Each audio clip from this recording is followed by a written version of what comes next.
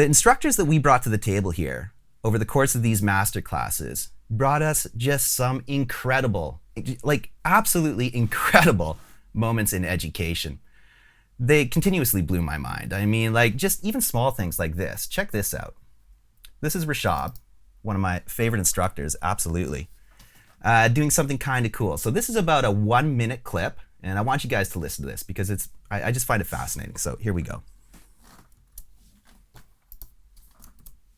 Now, I've seen a lot of videos where people show you stuff on YouTube, showing you how to use this Unisono spread, and they're like, all right, so you crank up this Unisono, let's say 2 or 3, and then make sure you just crank that up just slightly above the point, right? So you can just move it just ever so slightly. So you want that detune, but a really little amount of detune. But you don't have to trouble yourself to kind of figure out where is that minor 0.1 point. You can actually control the range here. So right now it's from 0 to 1. I can set it to be 0 to 0.13. So now my range is much more fine, right? So when I'm in the middle over here, I'm at 0.01 or something like that.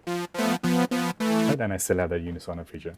So that's an important thing to know of. So you can reduce that range, but you can also increase it. And here's where you can do some pretty fun things. Oh, by the way, another shortcut you might know, you can double click to reset parameters back to the default value. Now this goes up to 12. Yeah, so check out what happens. I'll start over here. I'll play a note. So let's increase that Unisono to, let's say, crank it up to, let's say 6. Right? So play a note, and I'm going to increase that Unisono. Check out what happens.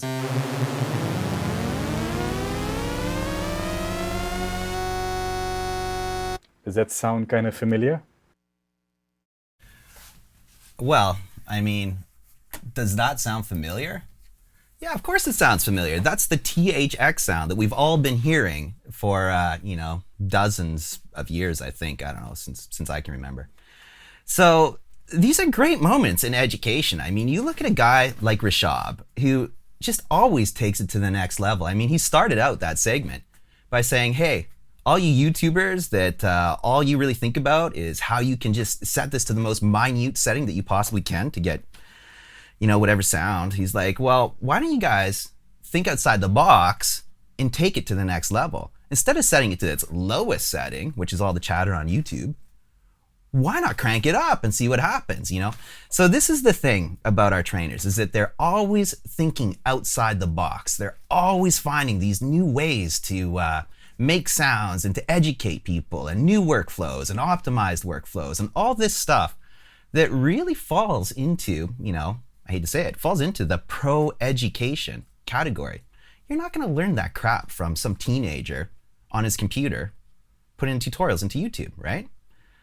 Pardon my French there. But, it just belies the point that we have these incredible instructors. Another moment that really stood out for me personally was this one with Matt Salidi.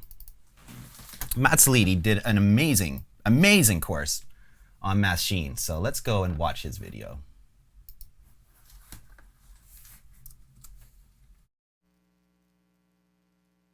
Epigenetic, I want to now show you chord mode. So I'm going to put chord on, and we have 8 major chord sets and 8 minor chord sets. So instantly you can see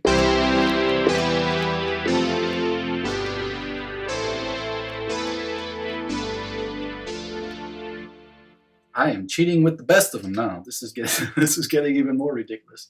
Let's do a minor one because nobody writes house music in a major chord, right? Major scale.